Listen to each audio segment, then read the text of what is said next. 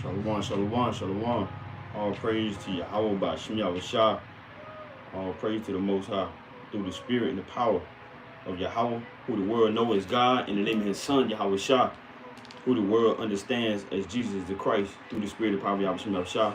Fisherman of Zion, back with another video. Don't count this as a light thing to do. Peace and blessings to you. Happy Feast of Dedication, as known as Hanukkah. And Lord willing, you had a mighty new moon through the Spirit of power of Yahweh Shem Shah, the 10th month. So nevertheless, you know, this is a lesson through the spirit of what we are in the spirit of as far as dedication, as far as Hanukkah. Feast of Dedication, this is a spiritual warfare. Life and death is our only options. So through the spirit, this is a lesson touching on a little bit of the history pertaining to Feast of Dedication and things that we have to be mindful of as far as dealing with a spiritual war. Because you know the flesh, you know, always goes through pain, sufferings, and trials, as well as the spiritual things is always going to be intact on behalf of the Most High, on how He establishes His wonders and His works in the heavens. But nevertheless, I want to open up with this precept. Peace and blessings to each and every one that will tune in, Lord willing, and those that are tuning in now through the Spirit. So I want to open up with this real quick. The classic Psalms 122. Again, happy Feast of Dedication, and Lord willing, you had a mighty new moon, which it is the 10th month. To those that kept the new moon through the Spirit, as far as the calendar that we follow. So this is Psalms 122, and I'm gonna start at the top, and it reads, I was glad when they said unto me, let us go into the house of the Lord Yahweh. So it's still a time on the earth where we should be glad. We should be glad that we are able to have the Spirit of the Lord inside our members, inside our minds, and our vessels, to be able to open up our mouths and glorify the Lord, proclaim His righteousness, speak according to His laws, statutes, commandments, speak according to standing up for righteousness, speak according to the history that we got to continue to follow, our heritage, the so-called Blacks, Hispanics, and Native Americans, the things that we got to continue to look towards. Peace and blessings to you. You know, it's very important that we continue to be glad for all the Lord has given us, regardless if we have money, regardless if we have a car, regardless if we have to get on a bus and wait for the bus to come in our nearest city, or regardless if we got fired from our jobs, regardless if our relationships with our children, mothers and fathers and households, our significant others are going good or not. We got to continue to be glad if we're still breathing and alive, you know. And if we're not living in the land of living, you know, it's not the end all be all. Even if we're in the grave, even if we have to put a loved one in the grave, it's still another option. And we're going to touch on these things as far as life and death and things like that. But reading this one more time, Psalms 122 verse 1. I was glad when they said unto me, let us go into the house of the Lord. You are in the house of the Lord if you strive for righteousness. You are in the house of the Lord if you're striving to keep His commandments, striving to keep the Sabbath, striving to not kill and murder, striving to not steal. You are in the house of the Lord if you're striving to love your wife, if you have a wife, to love your brother, if you have brothers around you, to love your sister, if you have sisters around you. You are in the house of the Lord, because even when you read, let me also get this as well. Even when you read this, it says Psalms 91. This is Psalm chapter 91 from the top. Psalms 91 and verse 1. He that dwelleth in the secret place of the Most High shall abide under the shadow of the Almighty. So even in the Lord's presence, He will cover you. So as we always open up, in Psalms 122 and verse 1, I was glad when they said unto me, let us go into the house of the Lord. Because if you aren't in the house of the Lord, you know, then you're in the house of the dead. Then you're in the house of troubles. You're in the house of wanting to be in the midst and gathered by darkness. You know, let me also read that in Proverbs, because if you're in the house of the Lord, you're around light, you know. You're able to see your way through when you don't have the answers always, because it's not always going to be I have the answers right now, right then. I have problems just drop right then and there on me, and I have the answers. So this is what the Lord said about darkness and about death. This is Proverbs 21 and verse 16, and it reads, the man that wandereth, also the woman, because we know a woman came from a man. Proverbs 21 and 16, the man that wandereth out of the way of understanding shall remain in the congregation of the dead. So this is why it's important for us to be glad, you know, because we all can wander out of the way of understanding, and it's not everybody in the way of understanding. You know, this is a blessing for me to continue to do these videos and to continue to speak on commandments of the Lord, the words of life, even open up the Bible. Because everybody that open up the Bible, everybody that speaks according to the Bible, they're not always righteous, and they don't always strive for righteousness. You even got hypocrites, you got false prophets, you got people that proclaim themselves to be holy and to be righteous. They're saying one thing and walking in course of another thing. So it's important for us to understand that it's a beautiful thing to be glad, you know, and you can't take that away. So this is let's open up with this real quick. This is Deuteronomy according to the lesson. Lord willing, this will be edifying to you. Don't count this as the right thing to do. So this is Deuteronomy chapter 31. We're going to open up with Deuteronomy 31. And I'm going to start at verse 18. Deuteronomy 31, and I'm going to start at verse 18, and it reads, and I will surely hide my face in that day for all the evils which they shall have wrought, in that they are turned unto other gods. So of course our forefathers and our foremothers and in the days of old, we've done, and when I say we, I'm talking about so-called black, Spanish, and Native Americans, the seed line of Jacob, the Israelites. We've done wicked many times over and over, you know, and we still striving as a nation to overcome and to get back where we need to be. Because like the Lord says in the classic, if you turn from your wicked ways, I will heal your land, in First Chronicles. So the Lord said, you know, the evils that we've done. Let me read that one more time. Deuteronomy 31 and 18. And I will surely hide my face in that day for all the evils which they shall have wrought, in that they are turned unto other gods. So even, you know, when you understand the history of Feast of Dedication, you know, it's a reason why we have enemies around us. It's a reason why we have to fight. It's a reason why, because we fell short as a nation. It wasn't always we was fighting forever. You know, in the beginning of time, you know, there wasn't any fighting against the heathens, against the Greeks, against the Seleucid and Ptolemy dynasty. You know, it wasn't no fighting in the beginning. You know, the Lord wants us to understand what we have and what we have to do.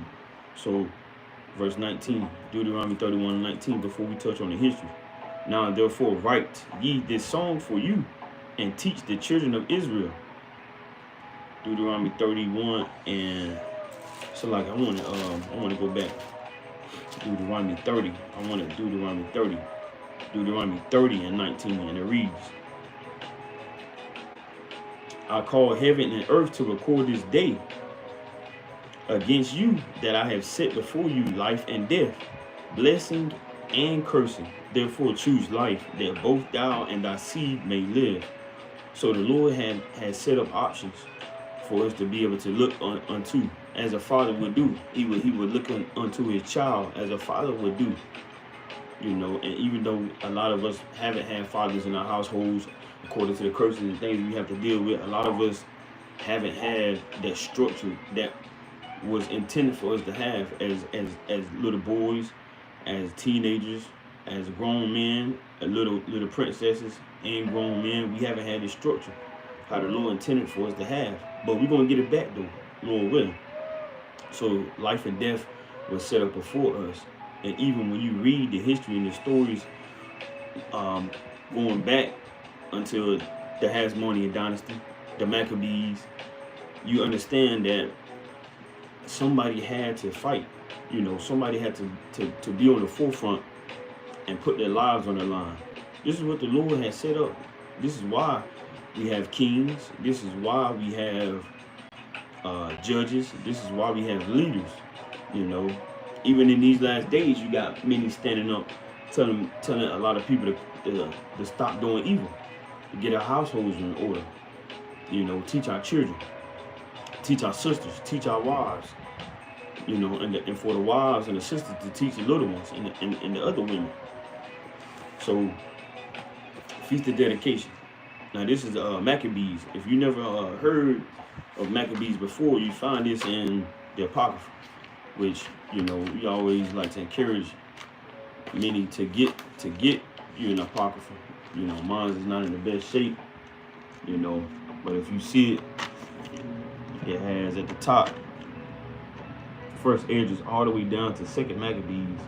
So this is the history, and some of this history is things that Daniel prophesied about. When you read the book of Daniel chapter 8, you know, some of this stuff that you read in Maccabees is touching on things that is prophesied in the book of Daniel, as well as some things that Yahushua the Messiah spoke about, you know. So we're going to open up with first Maccabees chapter 1 just to get a brief summary. You're not going to be able to read all, you know, because, you know, it is a lengthy amount of chapters, but just to get a summary, because you have the Hellenistic period, you know, what you have called the Hellenistic period. You have the Hellenistic period, and you have the rulers of the Ptolemies dynasty, and you have the rulers of the Seleucid dynasty, and you have the Hasmonean dynasty, which the Israelites, you know, the so-called blacks, Hispanics, and Native Americans, which more so, you know, the Northern Kingdom was not included in this, but more so you have the Jews. You know, you have the Jews, which we know the true Jews, not the Jewish, but the true Jews. You know, the tribe of Judah, or who the world knows as Negroes, the blacks. You know, the Benjamites, and things like that, if you can understand. So this is a time period where, according to the Hasmonean dynasty, Israelites had rose up, you know.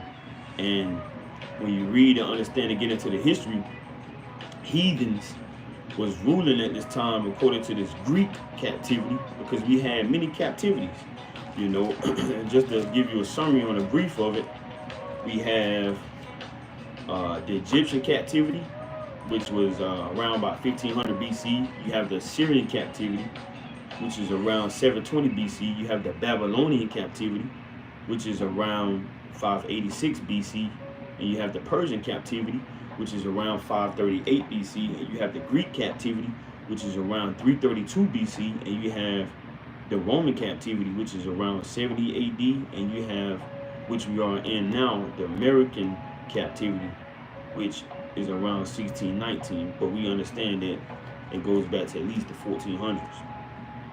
So 7 captivities that we, you know, and some things is not always historically documented, you know, things that we also search and find according to history, and things that is aligned up with the Bible.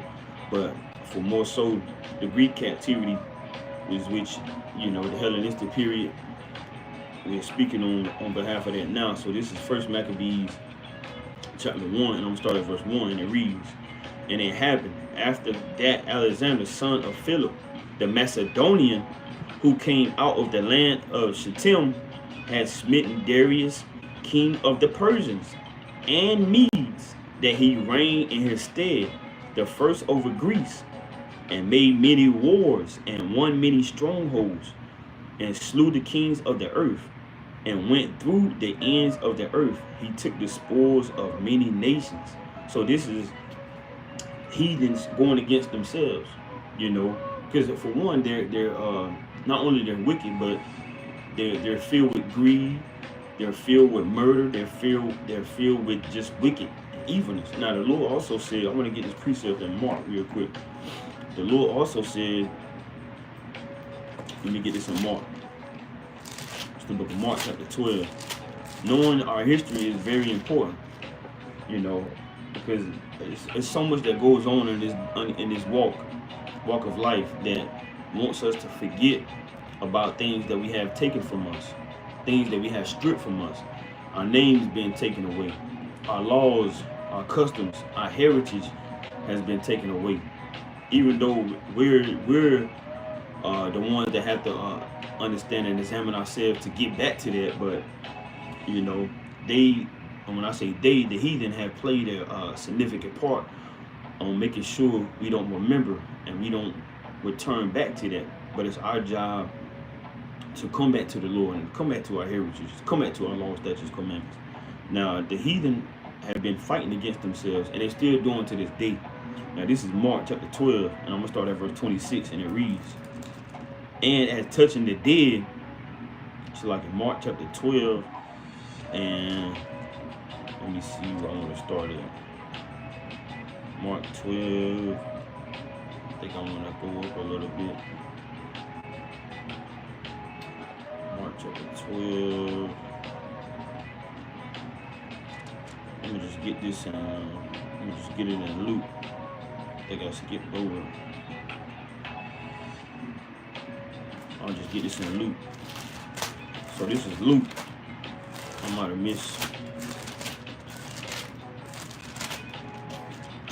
misnumbered my precept. This is Luke chapter 11, and I'm going to start at verse 18, and it reads, I'm going to start at verse 17.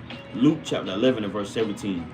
But he, knowing their thoughts, said unto them, every kingdom divided against itself is brought to desolation. So that's what the Greeks were doing, and as well as the Romans was doing as well, and many of the heathens, other nations that are outside of Israel, so-called Blacks, Hispanics, and Native Americans. So reading this again, Luke chapter 11, verse 17. But he, knowing their thoughts, said unto them, every kingdom divided against itself is brought to desolation, and a house divided against a house falleth.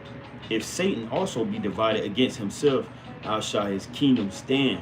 Because ye say that I cast out devils through Beelzebub. So the Messiah, Yahushua, not only was confounding them, and you know, they was trying to somehow get him slipped up in his words, but he knows all things. You know, he's the ultimate teacher. He let them know that a kingdom that is divided against itself will not stand. You know, there's many different time periods where they was all fighting for rulership and wanting to be on top. And so you read about this in First Maccabees. So just for history's sake, just for history purposes, the Hellenistic period, you know, you have Alexander the Great, which around 334 to 323, he was in a position of ruling, you know. And you have just going based on certain dates to help give you a summary.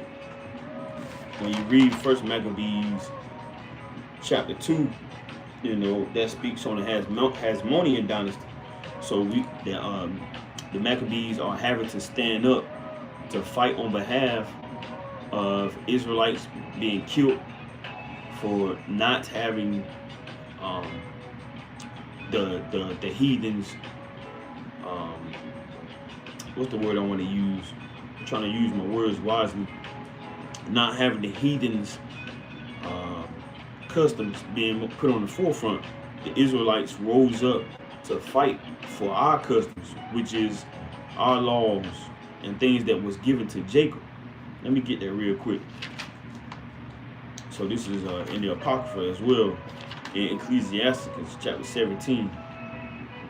I want to get 2 precepts, maybe 3. So this is Sirach, what we know to be Ecclesiasticus chapter 17, and I'm going to start at verse 17. Ecclesiasticus 17 and verse 17. And it reads, not Ecclesiastes, Ecclesiasticus in the Apocrypha. Sirach chapter 17 verse 17.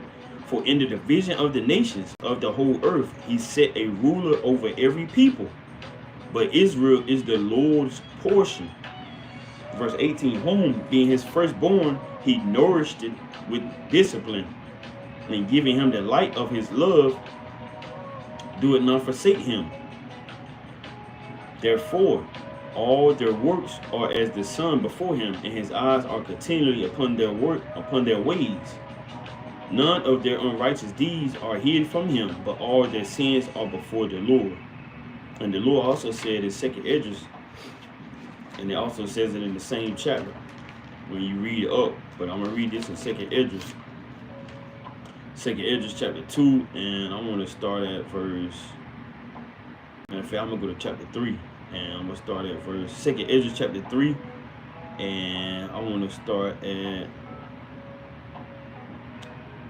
verse 16. I might get one more precept, just for edification. 2nd Esdras chapter 3, and verse 16, it reads, and unto him thou gavest Isaac, and unto Isaac also thou gavest Jacob and Esau. So when you read about the Greeks, when you read about the Romans, you know, these rulers, they come from, you know, the seed line of Esau, you know, which is a heathen. Also thou gavest Jacob and Esau. As for Jacob, thou didst choose him to thee, and put by Esau. And so Jacob became a great multitude. And according to the Greek, put by means under. So the Lord gave us the laws, statutes, and commandments. Now also I wanted to get one more precept, but just for the sake of time, I just want to continue to stick to the lesson. Now let me get this in Psalms real quick. The book of Psalms. Because King David prophesied about the Israelites being given the law as well. Now this is Psalms 105, and I want to start at verse. I want to start at 9. I'm going to start at verse 8. Psalms 105 and verse 8, and it reads, he hath remembered his covenant forever. It's talking about King David saying the Lord has remembered his covenant. Psalms 105 and 8, he hath remembered his covenant forever, the word which he commanded to 1,000 generations, which covenant he made with Abraham, and his oath unto Isaac, and confirmed the same unto Jacob for a law, and to Israel for an everlasting covenant. So the Lord had given the Israelites something very, very valuable and significant, which also is included, you know, with being given the Holy Spirit, you know. So when you go back to First Maccabees, you got to understand this history and what is very spiritual about this. Now this is I'm gonna go all the way back to Second Maccabees, because this was going on when these heathens were in rulership. Now this is Second Maccabees chapter 6, and I'm gonna start at verse 6, and it reads, Second Maccabees 6 and verse 6. Neither was it lawful for a man to keep Sabbath days or ancient feasts, or to profess himself at all to be a Jew. So under the Greeks, under their rulership, during this Greek captivity, if we weren't able to call ourselves who we truly are, you know, somewhere, some way, some fashion, you know, that is going to be transpired down to the understanding of a slave, the understanding of forced without your own consent. And that's what you know and understand to be being Hellenized, you know. So this is why you even have in Romans, the first chapter. Let me get this in Romans chapter 1. This is why you have this in Romans chapter 1. Let me read this real quick in Romans chapter 1. Now this is Romans chapter 1, and I'm going to start at verse 14, and it reads, I am. Now this is Paul speaking. So, you know, Paul, he was set up by the Messiah to specifically do a job. You know, his life was literally changed for him to be a vessel unto the Lord, to proclaim the words of life, and to bring back the Israelites to their foundational by default lineage, heritage, to have Paul sent to Israelites and Rome, sent to all these Israelites in these different countries. A lot of people read these epistles and think it's actually talking about heathens. They think it's talking about everybody else outside of the so-called Blacks, Hispanics, and Native Americans. But if you don't understand what went on in the days of old, in the Greek captivity, also in parts of history that people don't want to understand or despise, you won't understand what Paul is actually talking about and what he's actually talking and speaking on behalf of. So Romans chapter 1 and verse 14, I am debtor both to the Greeks and to the barbarians, both to the wise and to the unwise. So you had Israelites that was forced during the Greek captivity under Ptolemy, under Seleucid, under Antiochus, under Alexander. You had Israelites, so-called blacks, Negroes, the real Jews, that was forced to follow their ways. So Paul even said in Romans 1 and 14 that he is bound to them. He's dedicate his life to give them the laws, the statutes, the commandments. He even put his life on the line to show them the right ways to go. This doesn't mean that it's speaking on behalf of a Caucasian or a European man. This is known as the Negro man that follows the customs and traditions of the Greeks. You know, bow down to their gods, forgetting the Sabbath day, you know, sacrificing swine on certain altars and things like that. And you even had Israelites that actually cooned out, that actually joined the heathen, that didn't want anything to do with their God-given heritage, didn't want anything to do anymore with, you know, fighting for their nation. You know, they were so afraid and they had fear in their heart that they wanted to join the heathen, also join the heathen to kill other Israelites, you know, which is, you know, very evil as well. Hand joining hand with the wicked, you won't go unpunished. That's what the Lord said. So reading this one more time, Romans 1 and 14, I am debtor both to the Greeks.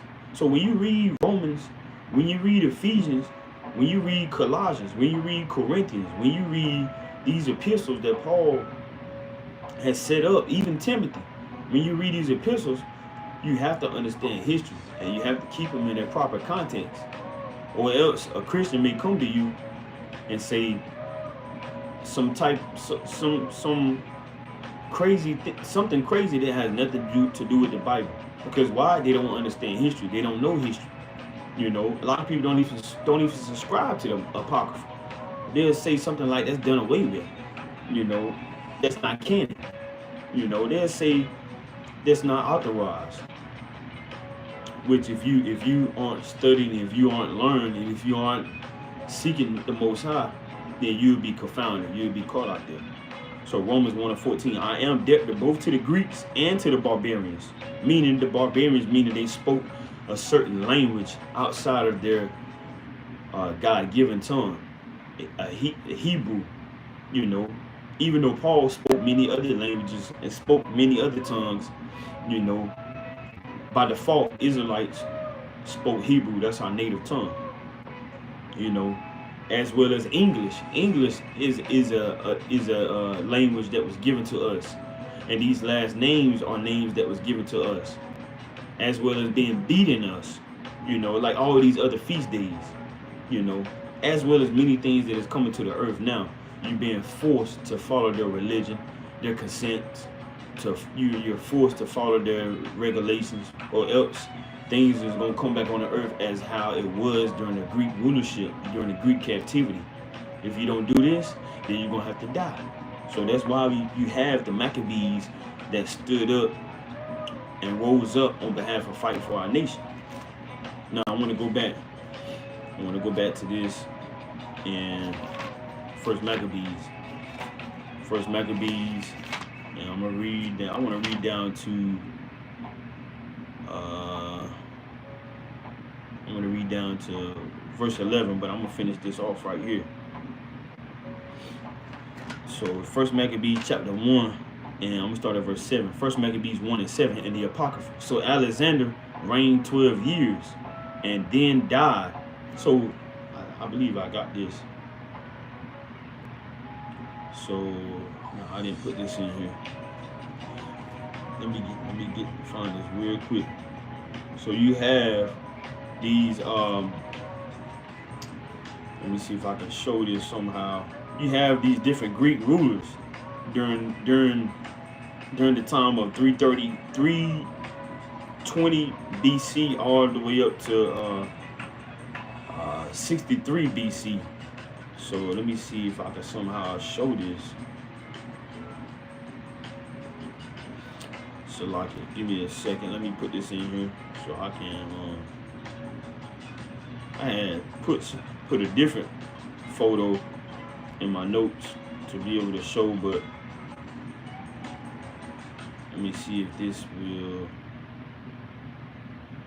So you got I don't know if this is gonna show. So like, it might work. So you have these different Greek rulers, you know, during the time period of 320 BC all the way up to 63. So you got the Ptolemy kings, Ptolemy rulers, and the Seleucid rulers. So this is.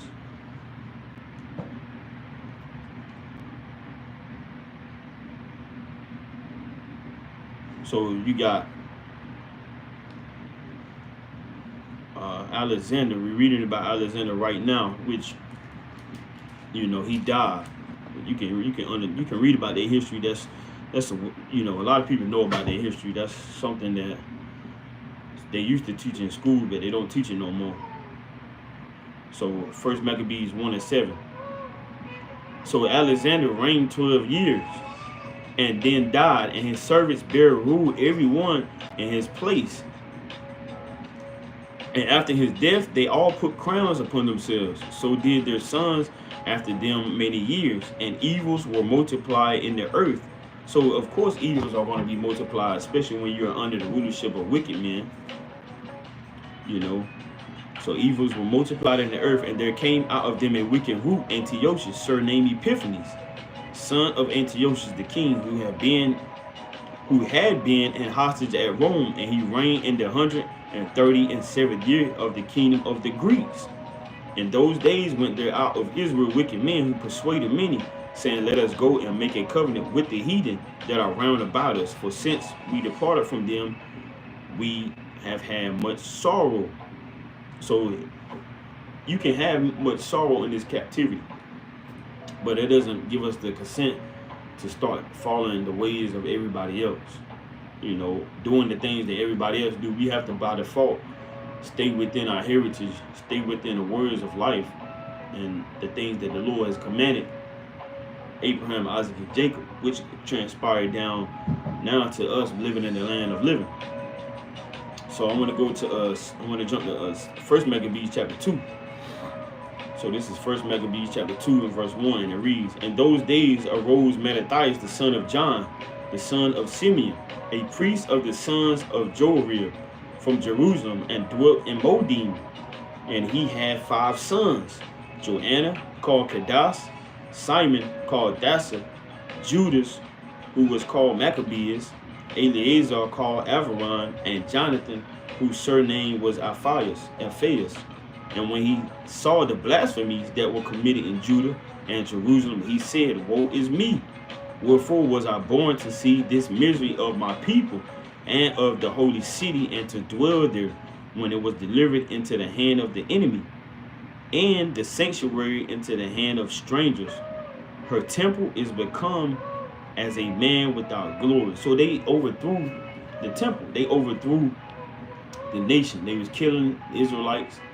They was destroying the temple where we was going to keep the law, the statutes, and commandments. So they overthrew a lot of these things, which the heathen made a mockery of things that was set up to glorify the Lord. When the Lord also said in Galatians chapter 6.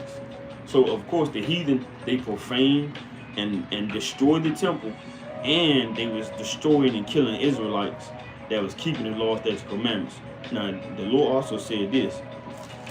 And this is Galatians chapter 6. And I'm gonna start at verse 7, the classic, and it reads, Galatians 6 and 7. Be not deceived. So don't be deceived by us having our names taken away, having our laws and our statutes being taken away, having to bow down what was forcefully put in front of us to bow down of. And a lot of the Israelites was forced to consent to their customs and their religion, you know. So we have to understand that this was all set up to deceive us, to deceive Israelites. So it says, be not deceived. God is not mocked. So the heathen was mocking all the things that the Lord had set up. The heathen were mocking us keeping the Sabbath. You know, the heathens, they've made a mockery and a laughing stock of everything that the Lord has gave us. Still up to this day, they make a mockery of the Israelites. You know. And one of the first things that the disciples asked the Lord, when you read Matthew 24, what is the sign of your coming? And he said, be not deceived, you know. So you got a lot of people thinking that Christmas is the true tradition that we're supposed to keep. You got a lot of people thinking that Hanukkah isn't the true tradition. Feast of Dedication isn't the true tradition. Isn't a true foundational thing that we're supposed to follow as Israelites. So you got a lot of Israelites, and those that don't know they're Israelites, you got a lot of so-called Black, Hispanics, and Native Americans following the ways of the Greeks, following the ways of the Romans, because they're all the same people. They just have different tribes, you know. So the Lord said, be not deceived, God is not mocked. For whatsoever a man soweth, that shall he also reap. So the Lord isn't going to be mocked. You know, he's gonna stand up for everything that is righteous, whether we're forced to do something or not, whether we're put to death for something or not. The Lord isn't going to be deceived. You know, I mean, the Lord is not going to be mocked. So we have to understand that, according to history, these things play a significant part in these last days as well. You know. Because it's life or death. That's what our forefathers stood for. They stood up for fighting for the commandments. They was fighting for faith. They was fighting for those that wasn't able to fight for themselves. Because you have some that was fearful. You know, you have, and that's according to the law. You have some that was not able to go to war. You know, everybody is not going to be set up to fight. You know, let me get this in the law real quick. This is what the law consists because the law was set up to be the spiritual foundation for us to understand. You know, the law is spiritual. You know, and you got a lot of people that say they're spiritual. You know, I'm spiritual. You know, but they don't understand that the law is spiritual. Let me read that real quick. That's in Romans. This is Romans chapter 7, and I'm gonna start at verse 14, and it reads. Romans 7 and 14.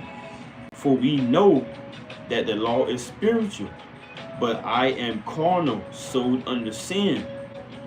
And even King David said the law is very pure, which another way of understanding spiritual is pure, which a righteousness according to that spiritual aspect.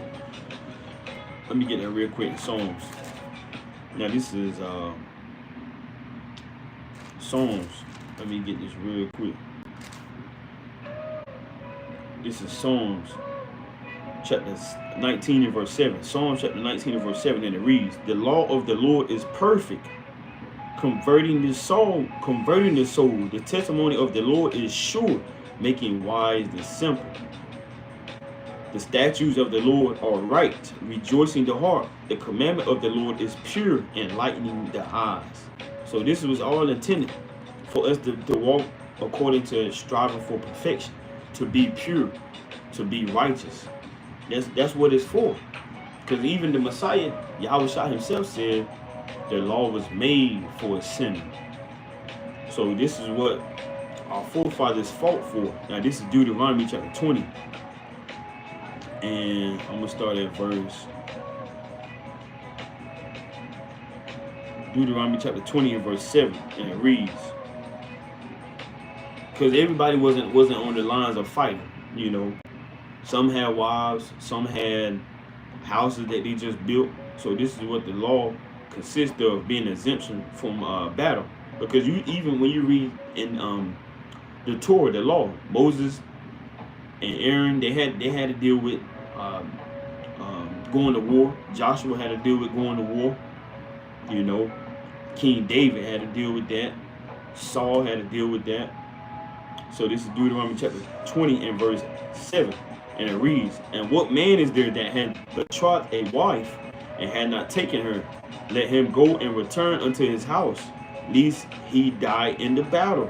And another man take her, and the officers shall speak further unto the people, and they shall say, what man is there that is fearful and faint-hearted?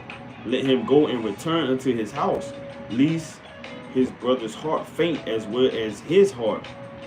And it shall be, when the officers have made an end of speaking unto the people, that they shall make captains of the armies to lead the people. So we had leaders, as Moses had leaders in the time of Moses, as well as Abraham had leaders, you know.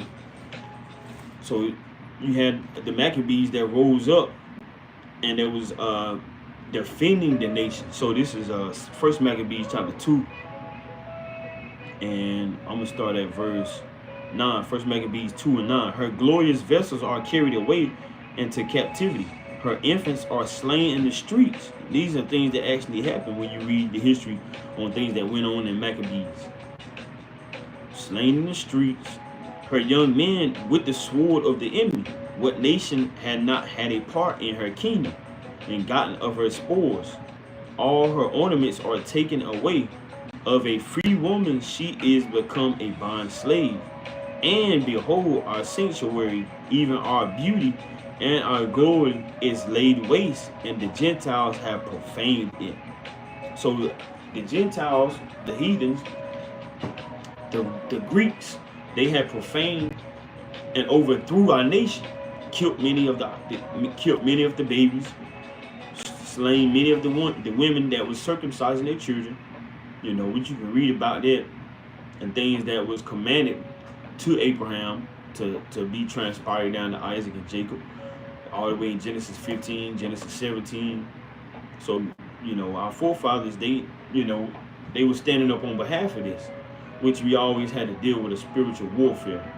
You know, we always had to deal with a spiritual warfare. It wasn't nothing new.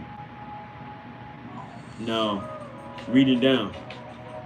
Verse 13, First Maccabees 2 and 13. To what end, therefore, shall we live any longer? Then Mattathias and his sons rent their clothes and put on sackcloth and mourn very sore. So when we keep the feast of dedication, we understand that things was done to our nation.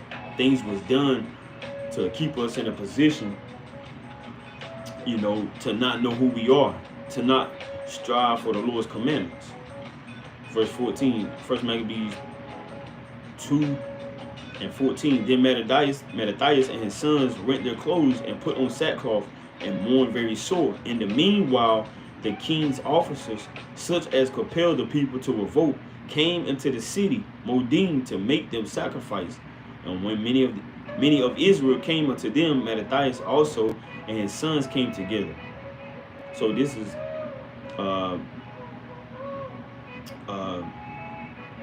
having a council, because we, you know, as a nation of people, we always came together and discussed matters. Verse 17. Then answered the king's officers and said to Mattathias, on this wise thou art a ruler and an honorable and great man in this city, and strengthened with sons and brethren. Now therefore come thou first and fulfill the king's commandment, like as all the heathen have done, yea, and the men of Judah also, and such as remain at Jerusalem. So shalt thou and thy house be in the number of the king's friends, and thou and thy children shall be honored with silver and gold and many rewards. Then Mattathias answered and spake with a loud voice through all the nations that are under the king's dominion, obey him, and fall away, every one from their religion of their fathers, and give consent to his commandments. Yet will I and my sons and my brethren walk in the covenant of our fathers. God forbid that we shall forsake the law and the ordinances. We will not hearken to the king's words to go from our religion, meaning our worshiping of the Most High, either on the right hand or the left. Now when he had left speaking these words, there came one of the Jews in the sight of all to sacrifice on the altar, which was at Modin according to the king's commandment. Which thing when Mattathias saw, he was inflamed with zeal, and his reins trembled, neither could he forbear to shew his anger according to judgment. Wherefore he ran and slew him upon the altar. So he was overtaken by his zeal. Now this is the Hasmonean rulers, according to the Israelite rulers that was in this time, the Maccabees that was ruling during this time. You know. So Mattathias, which he was in rulership 167 to 166 BC, all the way down to Antigonus, which was 440 to 37 BC, which after Mattathias, then Judas Maccabees was the leader in his stead. So this is what the Feast of Dedication is consisting of: rededicating the temple, you know, cleansing the altar, the abomination of desolation, you know, and them making a mockery and forcing us to go according to their customs, you know. Now I want to go to First Maccabees chapter 4, and I want to start at verse 55. First Maccabees 4 and verse 55. Now again, Mattathias, you know, he reigned from 167 to 166 BC, and Judas Maccabees reigned 166 through 160 BC. And then after Judas was Jonathan, and then after Jonathan was Simon, then after Simon was John, and then after John was Artabolus, then after Artabolus, according to the Jews, was Alexander, you know, the Maccabees, the Hasmonean rulers. So these are all our forefathers. So this is First Maccabees chapter 4, and I'm gonna start at verse. First Maccabees chapter 4, and I'm gonna start at verse. So like I want to read. I'm gonna go back to chapter 3. So like, and then we're gonna go to chapter 4. First Maccabees chapter 3 and verse 55, and it reads. And after this, Judas ordained captains over the people, even captains over thousands, and over hundreds, and over 50s, and over 10s. But as for such as were building houses, or had betrothed wives, or were planting vineyards, or were fearful, those he commanded that they should return every man to his house according to the law. And that's what we read according to Deuteronomy chapter 20, verse 7 and verse 8. You know, we had to go strictly according to the law to make sure nobody was overthrown in the battle, to make sure nobody was fearful, and make sure nobody would put that fearful spirit on another man, and to make sure those that had just got married wouldn't die, you know, without the time period of them comforting their wives, as well as those that was building houses. You know, they wouldn't have just done that, build a house, and then you go into battle, and then you die, and then that house wasn't dedicated and wasn't foundationally put in place for that man to have all that set up just for naught.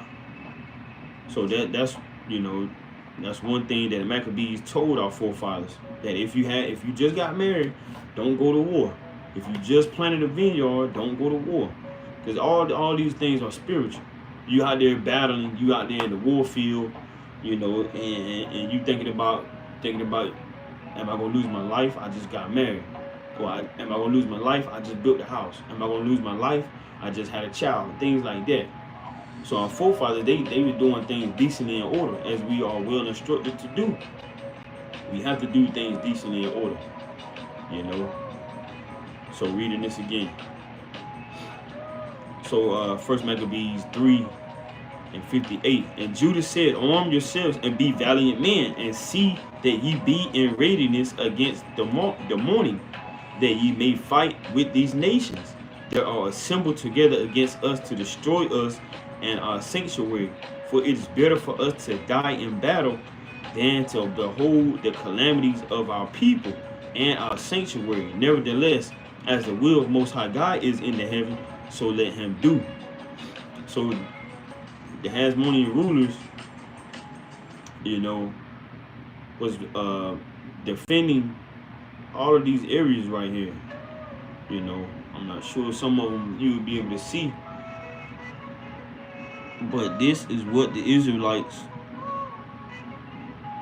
was doing, protecting these cities and these expansions, you know. Because we read about Modin, that's a city, you know. Jerusalem, and you got Jericho, you know. So this is what our forefathers was doing. So I'm going to go to chapter 4, 1 Maccabees chapter 4. And I want to start at verse 40. 1 Maccabees chapter 4, I'm going to start at verse 38. 1 Maccabees chapter 4 and verse 38, and it reads, and when they saw the sanctuary desolate, and their altar profaned, and the gates burned up, and shrubs growing in the courts, as in a forest or in one of the mountains, yea, and the priests' chambers pulled down, they rent their clothes and made great lamentation, and cast ashes upon their heads. So all of this happened during the Greek captivity, being under the Greeks, you know, which now we're under the American captivity, you know. But we still have to remember things that went on during the Greek captivity, as well as during the Babylonian captivity, you know, because the Lord told us to look back according to the days of old, you know. And even where we are right now, we should be thinking ourselves, you know, our forefathers and our foremothers got put to death for such things that was given to us to be able to have, and then now we're not even putting up a fight. You know, you got a lot of people consenting to these other heathens' religions, you know, which is nothing but wickedness. But you got a lot of our forefathers, our ancestors, that got killed to protect us and to make sure we follow the ways of righteousness. Now 38, it's like 39. 1 Maccabees 4 and 39. They rent their clothes and made great lamentation, and cast ashes upon their heads, and fell down flat to the ground upon their faces, and blew an alarm with the trumpets, and cried toward heaven. And that's according to Numbers chapter 10 and verse 7 on down. You know, having to blow the shofar, the ram's horn, the trumpet, for whenever dangers enter into the city, we have to give a certain sound. You know, we have to give a certain sound when it's time to gather. We have to give a certain sound when we are under attack. And that's Numbers chapter 10, verse 7 on down. Verse 41, 1 Maccabees 4 and 41. Then Judas appointed certain men to fight against those that were in the fortress, until he had cleansed the sanctuary. So he chose priests of blameless conversation, such as had pleasure in the law, who cleansed the sanctuary and buried out the defiled stones into an unclean place. Now the defiled stones, we had to do this because according to the law, even when you read Leviticus chapter 14, and when you read Deuteronomy 27, Leviticus 14, verse 1 on down, as well as verse 4, Leviticus 14:4 talks about the priest having to go in to take out the defiled stones and deal with the leprosy. You know, even now more so, we don't have the priesthood set up because a lot of things was stripped from us, our customs and things that we had according to the temples, the sanctuaries where we used to go make sacrifices. Even though we don't deal with animal sacrificing anymore, we don't have the old customs how we used to have. Now the Most High, Yahweh Shah, Mashiach, the Messiah being the high priest, we still have to make sure we go according to taking out the spiritual things, which on another level can consist of lust, adultery, fornication, idolatry, and things like that. But as far as leprosy and uncleanness, the priests had to do that. And that's what our forefathers, the Maccabees, was doing. They was taking out all of the filthiness that the heathens, the Greeks was putting in their sanctuary, putting animals feces on it, animals fluids on it, pigs, swine mainly. They had harlots in the temple, you know. So they was mocking. They was making a mockery of the Lord's holiness, righteousness. And so Daniel spoke about it, you know, when you read Daniel the 8th chapter, and the Messiah, Yahweh Shah, spoke about things pertaining to the history of the Feast of Dedication, having to cleanse the altar. And so now we still have to cleanse the altar. We still have to make sure our spirit is right, because the third temple, which when you read Matthew, you know, this final temple is the Israelites, you know, so the Holy Spirit is within the Israelites. So this is Matthew chapter 24, and I'm going to start at verse 15. Matthew chapter 24, verse 15, and it reads, "When ye therefore shall see the abomination of desolation." So they was putting abominable things in the temple where we was going to as Israelites to keep the laws, statutes, and commandments. Matthew 24:15, "When ye therefore shall see the abomination of desolation, spoken of by Daniel the prophet," which you can read it in Daniel chapter 8, "stand in the holy place, whoso readeth, let him understand." So we was being under attack. That's why the Lord, when you read on down, the Lord said when you might have to flee to the mountains and things like that. Our forefathers and foremothers in 70 AD actually were under attack, you know, and having to run away and go into various parts in different areas. That's why you have people that say, well, we was dwelling with the Africans, we was in the land of Africa, you know, we was intertwined with other dark melanated people. That's true. We had to do that because the Romans was overthrowing us. And also, when you go back into how the Greeks was killing us and oppressing us, we still had to fight. You know, we still had to make sure that we was defending ourselves, you know. And the Lord also spoke about this, and when you read John the 16th chapter, John chapter 16, verse 32, verse 33, you know, the Lord already foretold that we was going to have to deal with oppression. We was going to have to deal with these heathens reigning over us. So now we in the American captivity, you know, all the way back to the 1400s, 1619. Now we got the Emmett Tills. Now we got the Underground Railroads.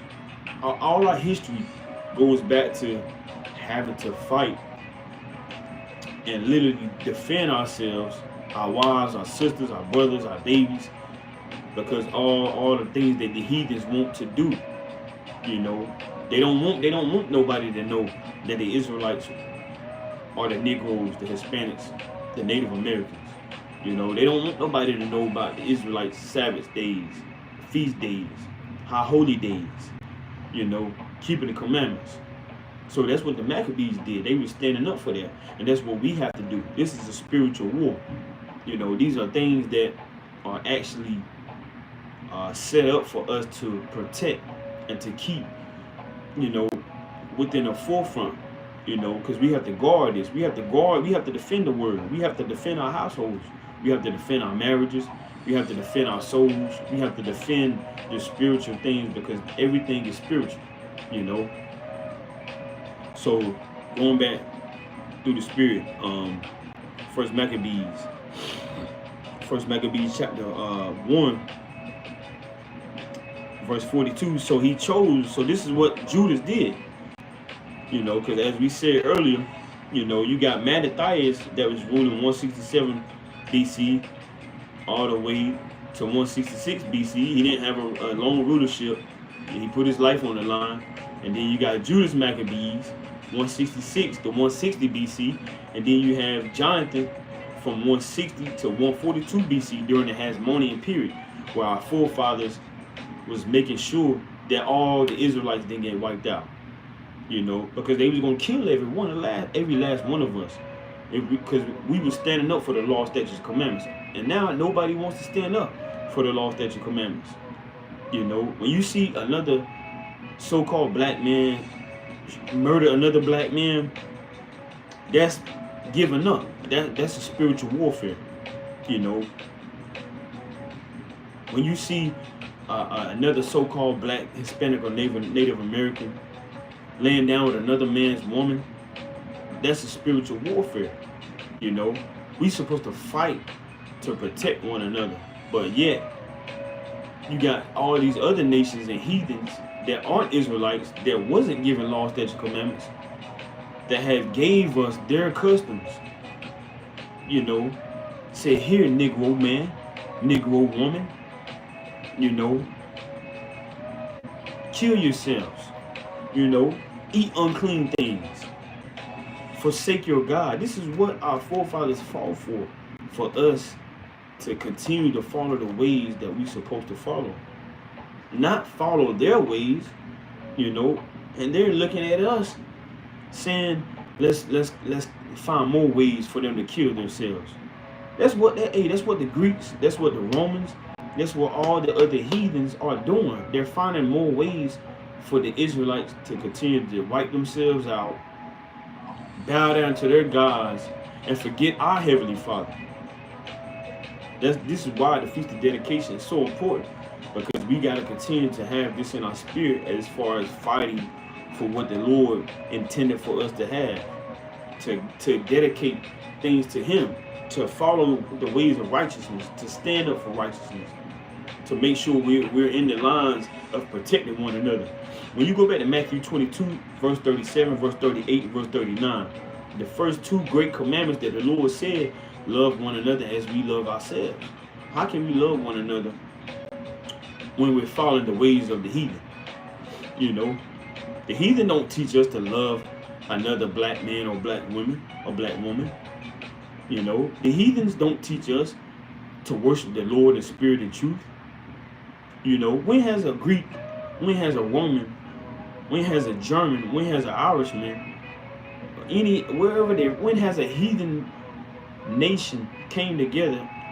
When has the heathens came together to say, we want to help y'all better yourselves? That's nowhere in history and nowhere in America, even outside of America. So if we don't stand up for ourselves and fight for ourselves and fight for our nation, then who gonna do it? How is it gonna get done? When is it gonna get done? This is why we gotta make videos. This is why the Israelites gotta go in the highways and byways. This is why we gotta prophesy against the city, against America. Because America ain't done nothing for us. They put us in chains, they put us in yokes, they put us in handcuffs, they put their knee on our necks. They don't want us to continue to multiply. They continue to feed us lies and put things in front of us to distract us. So the Lord said, verse 43, and when we say the Lord spoke and rose up these mighty men. First Maccabees 4 and 43, who cleansed the sanctuary and buried out the defiled stones into an unclean place. And when, as they consulted what to do with the altar of burnt offerings, which was profane, they thought it best to pull it down, lest it should be a reproach to them, because the heathen had defiled it. Wherefore they pulled it down and laid up the stones and the mountain of the temple in a convenient place, until there should come a prophet to shew what should be done with them. Then they took whole stones according to the law, and built a new altar according to the former, which goes back to Deuteronomy 27, verses 3 on down. Even the priests going into the house that was filled with leprosy in Leviticus the 14th chapter. So now, even though we don't have a place and a custom where we can go to a temple and beseech a priest, now the Messiah himself is a high priest. You can read about it in Hebrews the 4th chapter, Hebrews the 7th chapter. You know, the blood of animals is no longer sufficient for us, you know, because we didn't overcome, and we didn't build up as a nation pertaining to the blood of an animal. Now we have the blood of the Messiah, which is a more perfect thing than what we have according to the old. So these sacrifices and these things that we have to keep according to the law was to be done by the priest. So reading down, verse 48, 1 Maccabees 4 and 48, and made up the sanctuary and the things that were within the temple. But now we have the temple, which the Holy Spirit is in this temple.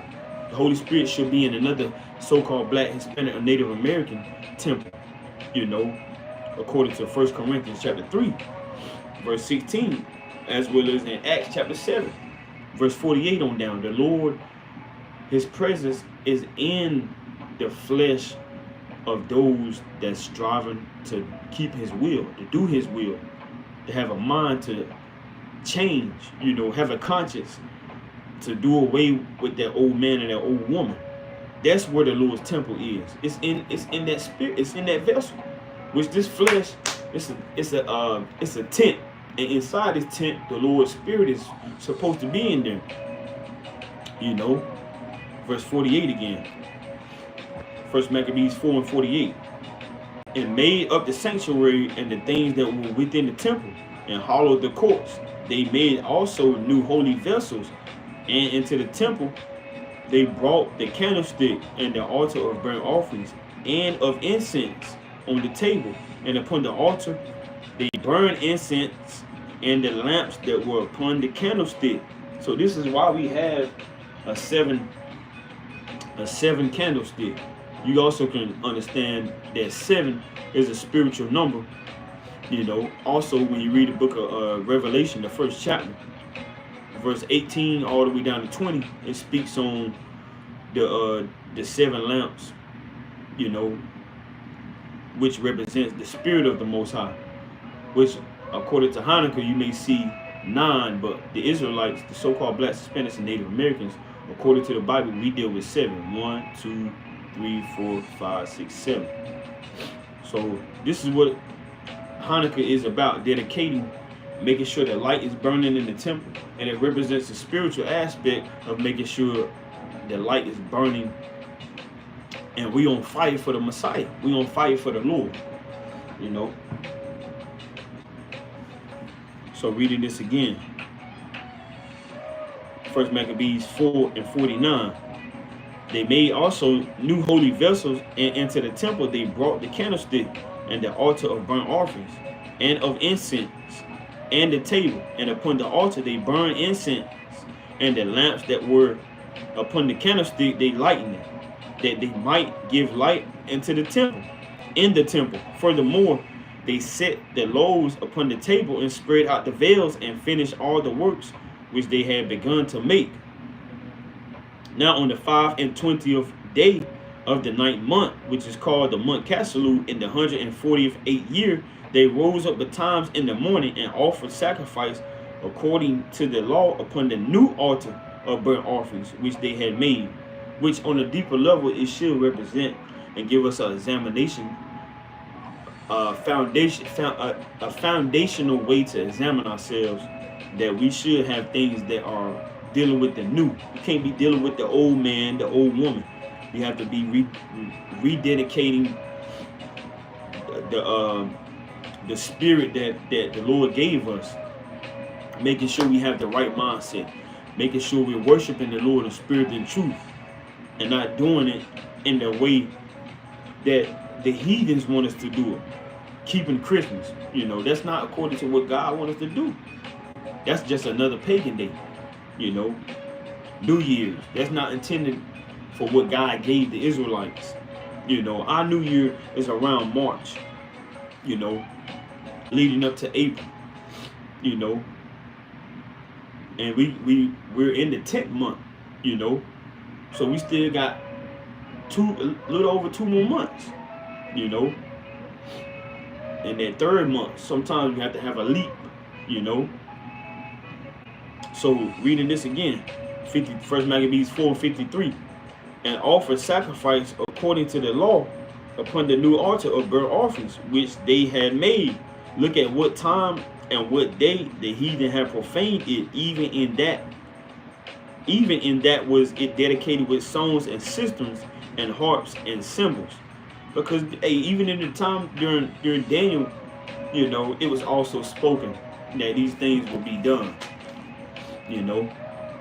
So verse 55, 1 Maccabees 4:55, then all the people fell upon their faces, worshiping and praising the Most High God of heaven, who had given them good success.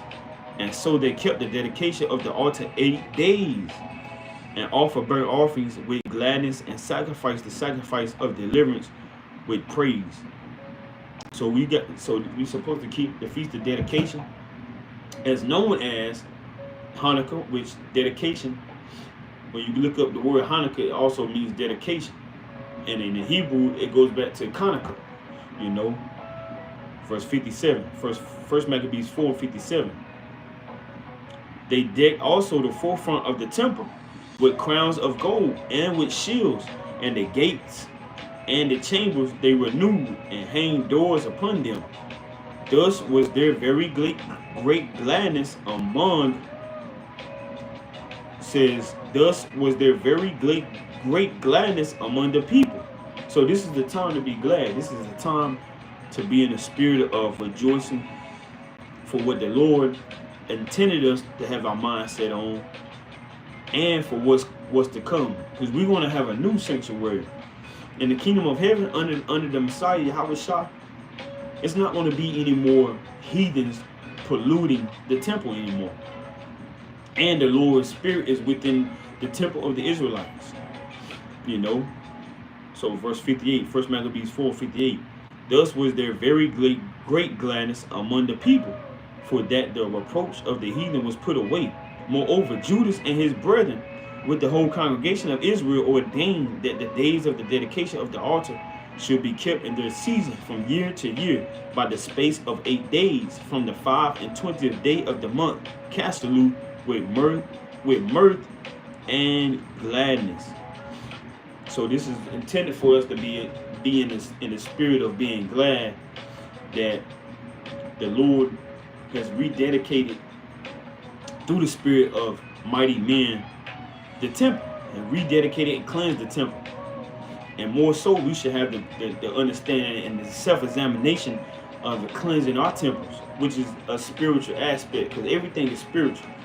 Now, like the video says, feast of dedication, this is a spiritual warfare. Life and death is our only options.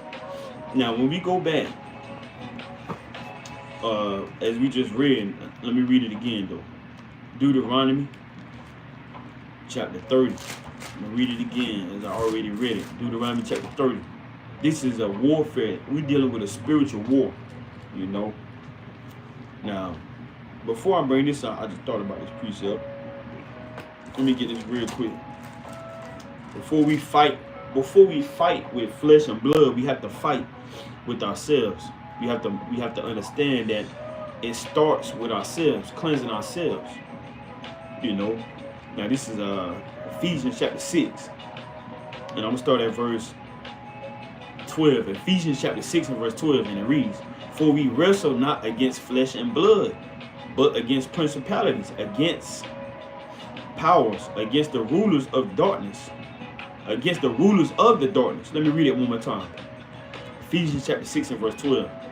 It says, for we wrestle not against flesh and blood, but against principalities, against powers, against the rulers of the darkness of this world, against spiritual wickedness in high places. So after the Maccabees was fighting and rededicated the temple, cleansed the temple, guess what? We still in captivity. You know, that happened all the way 166 BC, all the way down to 40 BC, you know, all the way down to 37 BC. So now we still having to fight and to cleanse the altar. So before we can actually fight with flesh and blood, we have to fight according to the spiritual warfare that we're dealing with. You know, verse 13, Ephesians 6 and 13. Wherefore take unto you the whole armor of God Most High, that ye may be able to withstand in the evil day, and having done all to stand. Verse 14, stand therefore, having your loins girt about with truth, and having on the breastplate of righteousness. So we can't have wickedness on us. We can't have a lying spirit on us. We can't have lukewarm on us. We can't have slothfulness on us, just slowly waiting for somebody to come pick us up, you know, for somebody to come push us and to make us serve the Lord, make us repent. We can't wait and have somebody to come push us off the boat or push us off a cliff and say you're taking too long. We have to willfully do this.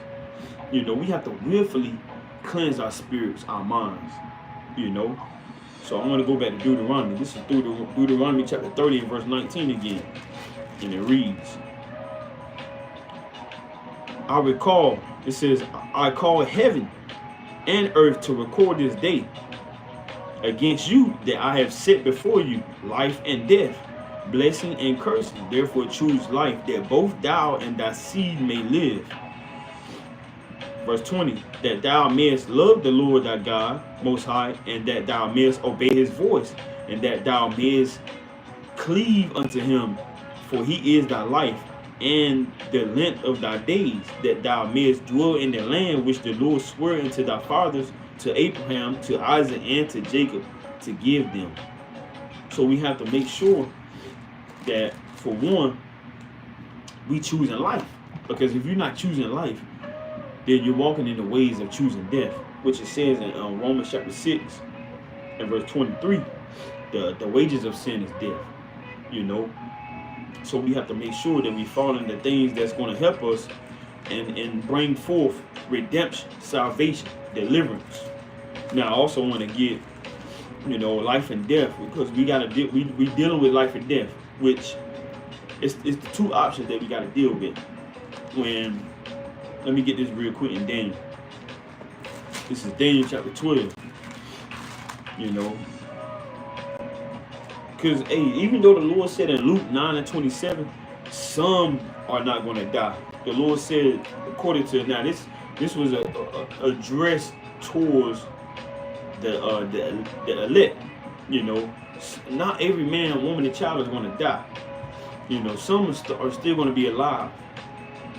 But just because some may be alive, that doesn't mean that they're going to receive life everlasting. You know, and more so, when you die, if you die, you have another way of coming back. You know, and being given the crown of life, given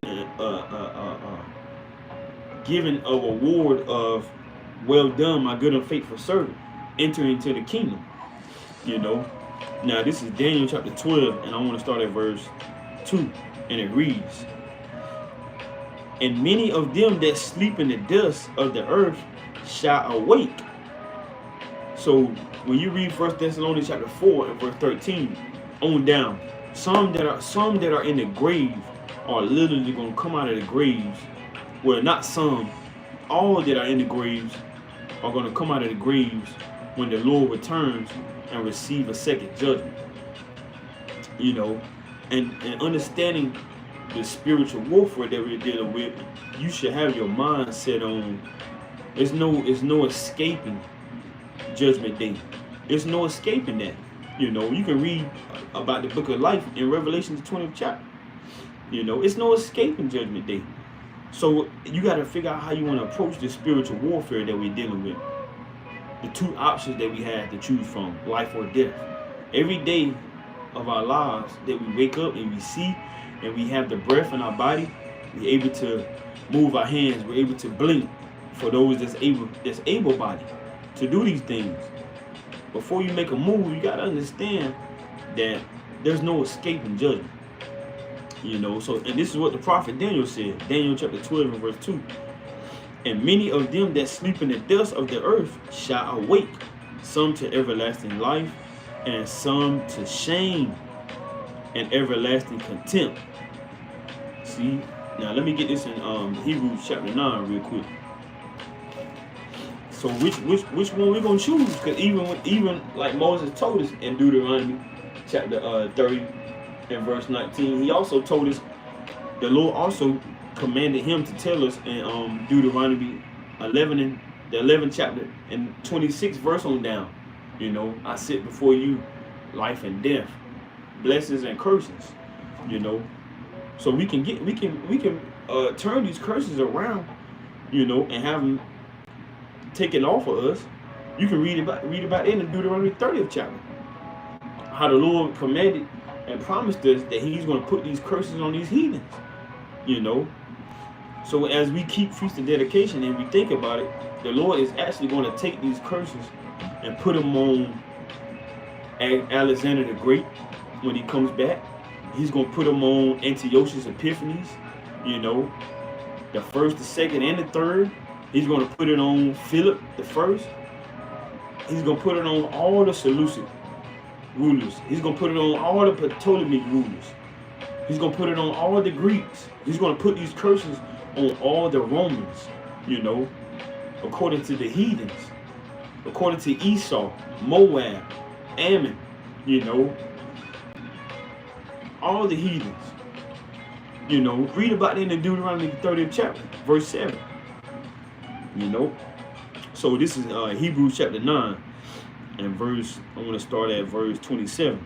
Hebrews 9 and 27, and it reads, and as it is appointed unto men once to die, but after this, the judgment. So judgment is coming, you know, whether we're alive or whether we're in the grave. Now I also want to get, as I already quoted, 1 Thessalonians, you know. So we got to figure out what we want. I got to figure out what I want, life or death, you know, blessings, you know, goodwill. You've done your job, my faithful servant, or depart from me, I never known you. Nothing but brimstone and fire. So this is 1 Thessalonians chapter 4, verse 13, and it reads, but I would not have you to be ignorant, brethren, concerning them which are asleep, that you sorrow not, even as others which have no hope. So even our forefathers and foremothers and the young ones that got put to death for keeping the commandments and the law in Maccabees, you know, the Maccabees brothers, they and the Hasmonean rulers, they actually prayed for the dead. You know, that's actually a thing on earth according to the righteousness with the Most High. When somebody's soul has left them, you still have the ability to pray for them, that the Lord forgives their sins, that the Lord brings them, you know, out of having to be judged for wicked acts, you know, because even James, the brother of the Lord, you know, when you read James, it says the effectual fervent prayer of a righteous man availeth much, you know. So, hey, the spiritual aspect, prayer is very important as well. So going back to this, 1 Thessalonians 4 and verse 14, for if we believe that Yahushua died and rose again, even so them also which sleep in Yahushua will Most High God bring with him. So we as Israelites understand that when we have to bury somebody, that's not the end all be all. We actually will be, if it's of the Lord's will to redeem us, you know, if we're according to the elect, the Lord will grant us another opportunity to see the individual again. Verse 15, 1 Thessalonians 4:15. For this we say unto you by the word of the Lord, that we which are alive and remain unto the coming of the Lord shall not prevent them which are asleep. Because the Lord is going to raise those in the graves first. So those that are in the graves that kept the commandments and the faith and endured until the end, the Lord is going to raise them up first. You know, verse 16, 1 Thessalonians 4:16. For the Lord himself shall descend from heaven with a shout, with the voice of the archangel, and with the trump of God. And the dead in Christ, Hamashiach, shall rise first. Then we which are alive and remain shall be caught up together with them in the clouds to meet the Lord in the air. And so shall we ever be with the Lord. Wherefore comfort one another with these words. So we have to comfort one another. Just as our brothers, you know, and our forefathers, the Hasmonean leaders, Judas, Mattathias, Simon, John, just like our forefathers comfort one another, you know. This is the same thing that we have to do. Now I also want to get in 2 Corinthians real quick. This is 2 Corinthians chapter 5, and I'm going to start at verse 10. 2 Corinthians chapter 5, and I'm going to start at verse 9. 2 Corinthians chapter 5 and verse 9, and it reads, Wherefore we labor, that whether present or absent, we may be accepted of him. For we must all appear before the judgment seat of Hamashiach, of Christ, that everyone, it says that everyone may receive the things done in his body according to that he had done, whether it be good or bad. So whether you're doing good or bad, you're going to have to give an answer. You're going to have to give an account, you know, whether somebody's seen it or not, whether you made a video or not, whether you went to camp or not, whether you kept the feast days or not, you know, whether you was a wicked man or a woman or a child or not, you know, whether you really believed or you were just faking or not, whether you're really living the life according to being an Israelite or not, whether you accept you're Israelite or not, whether you hate Israelites or not, you know, whether you love all the other nations or not, you're going to have to be accounted for everything that it is that you do, everything that you've ever thought about, everything that opened up and came out of your mouth. You know, open up your mouth and speaking on such things. We're going to have to all give an account of it. I'm going to have to give an account of it. You know, and this is a spiritual warfare that we're dealing with. You know, before we actually fight with a sword, before we actually fight with guns, before we actually go toe-to-toe with anybody else, before World War III comes, before Jacob's trouble comes, before martial law comes, this is literally a time period where we should be getting our spirit right, where we should be cleansing the temples, cleansing our thoughts, our ways, our actions, our patterns, you know, reading the word, studying, applying the word to our lives, our day-to-day walk, you know, how we treating our spouses, how we teaching and treating our kids, you know, abusing our children, you know, abusing them with words or abusing them with our hands. All of this stuff got to be cleansed, you know, whether a man raped a woman or not, whether you masturbating, whether you're smoking, whether you're doing drugs, whether you're thinking drugs is going to take the pain away. Every woman, every man, every child is going to have to give an account for all the things that they've done, you know. So I also want to get in Revelation chapter 20, and this is Revelation chapter 20, and I'm going to start at verse 14. Revelation chapter 20 and verse 14, and it reads, I'm going to start at verse this whole thing is good. I'm going to start at verse 13. Revelation 20 and 13. And it reads, and the sea gave up the dead. Now this is talking about, if you read Revelation, you have to stay within Revelation to get the understanding of Revelation. You know, so let's go to Revelation chapter 17 and verse 15. And I'm going to start at verse 15. Revelation 17 and 15. And it reads, and he said unto me, the waters which thou sawest, where the horse sitteth, are peoples and multitudes and nations and tongues. So it's not saying that it's not going to be any more water.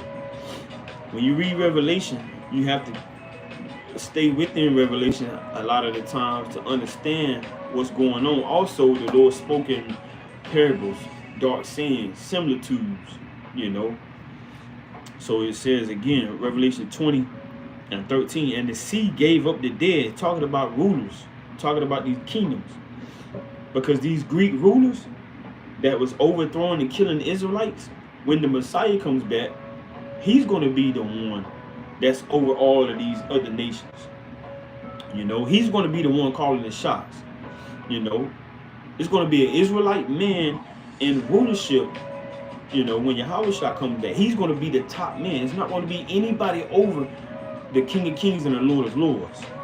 So Revelation 20 and 13 again. And the sea gave up the dead, which were in it, and death and hell delivered up the dead, which were in them. So when you understand hell, you also understand that it's a condition. You know, let me get a precept on that. Let's get Jonah. Let's go to Jonah real quick. So a lot of people think hell is talking about some underground where a red man with a fork is literally got people bound up. Now this is Jonah. It's actually talking about a condition, because we're in hell right now. So I believe I want to get at least 2 precepts, maybe 3. So this is the book of Jonah, touching on hell, as we're reading in Revelation chapter 20. This is Jonah chapter 2, and I'm going to start at verse 1, and it reads, then Jonah prayed unto the Lord Yahweh, his most high God, out of the fish's belly, and said, I cried by reason of my affliction unto the Lord, and he heard me. Out of the belly of hell cried I, and thou heardest my voice. Because this condition that we dealing with, you know, we having to be free from it. If you read Acts chapter 14 verse 22, it speaks on behalf of, through much tribulation we shall enter into the kingdom of heaven. You know, so let me get one more precept. Let's go to Psalms. It's the book of Psalms, because King David said he was in hell as well. The book of Psalms, chapter 18, and I'm going to start at verse 3. Psalms chapter 18 and verse 3. I will call upon the Lord Yahweh, who is worthy to be praised. So shall I be saved from my enemies. See that? The sorrows of death compassed me, and the floods of ungodly men made me afraid. The sorrows of hell compassed me about. The snares of death prevented me. See that? Perverted me. So going back to Revelation 20 and 13, it says, and the sea gave up the dead which were in it, and death and hell delivered up the dead which were in them, and they will judge every man according to their works. You see that? It says, and they will judge every man according to their works. So we're going to, every man, woman, and child is going to be judged, you know, for whatever it is that we had found in our hands, you know, which can also consist of our minds, things that we're worshiping, things that we're bowing down to, you know. So this is why it's important to cast off all those idols. This is why it's important to only fear and worship the true and living Heavenly Father, the creator of the heavens and earth. This is why it's important for us not to deal with pagan customs, This is why it's important for us not to self-worship, you know, not to follow our own minds and our own ways. This is why it's important not to lean on our own understanding.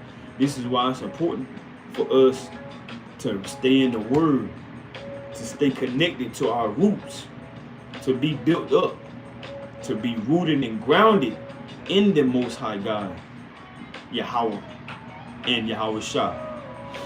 All right. So Lord willing, you was edified. It's still the Feast of Dedication. So I want to get this in St. John real quick. It's the book of St. John, and maybe 2 more verses after this. Now this is St. John chapter 10. You know, if you join late, you can always go back and look at the rest of the video. You know, this is St. John chapter 10 and verse 22, and it reads, "And it was at Jerusalem." And who was at Jerusalem? Negro, man, woman, and children. You know, the true Jews, the real Jews. You know, the Messiah himself, Yahweh Shah himself, King David himself, Solomon himself. That's who was at Jerusalem. You know, but who's in Jerusalem now? That's not the true, real people according to what the Lord has set up. You know, and what we know to be the truth. Those are fakes that are in Jerusalem now. But the Lord is going to change that when he gets ready to return and make his second appearing. Now this is again St. John 10 and 22. "And it was at Jerusalem the feast of the dedication, and it was winter. And Yahweh Shah walked in the temple in Solomon's porch." So the Messiah, Yahweh Shah HaMashiach himself, kept the Feast of Dedication. He remembered what went on with the Maccabees. He remembered what Daniel the prophet prophesied about the altar being defiled, the temple being spoken of being desolate. You know, so also the temple also represents us, the Israelites as well. It's not a building. It's not you going to some building and then somebody else, according to the heathen, trying to go there and defile that temple now. There's going to come a time period where they're going to be trying to kill us, hurt us. You can read about that in 2nd Esdras, the 16th chapter. You know, you can read about that on a lot of things that's leading up to that in 2nd Esdras 15 as well. You know, so they're going to be trying to destroy this temple, or your temple, an Israelite temple, you know, trying to put you to death for believing on the Son of Man, Yahweh Shah HaMashiach, and his teachings, you know. So this is Isaiah chapter 26 and verse 3. Lord willing, this was edifying to you. This is Isaiah chapter 26 and 3, and it reads, "Thou will keep him in perfect peace, whose mind is stayed on thee, because he trusted in thee. Trust ye in the Lord forever, for in the Lord Yahweh is everlasting strength." So you have to trust in the Lord and not on your flesh. So this is Galatians chapter 5 and verse 16, and it reads, Galatians 5 and 16. "This I say then, walk in the spirit, and ye shall not fulfill the lust of the flesh." Now, even though you understand that you're dealing with a spiritual warfare, you have to fight yourself every day. You have to fight those wicked thoughts. You have to forsake your flesh. You can't give in to your flesh. You know, so you have to choose life or death. The wages of sin is death. Your flesh doesn't profit anything. That's St. John 6 and 63. You know, your eyes don't profit you staring at a beautiful woman and saying, "I want her." It doesn't matter if she's married or not. You can't let your flesh get the best of you. You have to overcome your flesh. Just the same way the Son of Man, the King of Kings, the Lord of Lords, overcame his flesh. His flesh was crucified. So what do we have to do? We have to crucify our flesh. Not literally, but on a spiritual level, because this is a spiritual fight we're dealing with. So one more time, Galatians 5 and 16. "This I say then, walk in the spirit, and ye shall not fulfill the lust of the flesh." Verse 17, Galatians 5 and 17. For the flesh lusted at, Galatians 5:17 one more time. For the flesh lusted against the spirit, and the spirit against the flesh. And these are contrary the one to the other, so that ye cannot do the things that ye would. But if ye be led of the Spirit, ye are not under the law.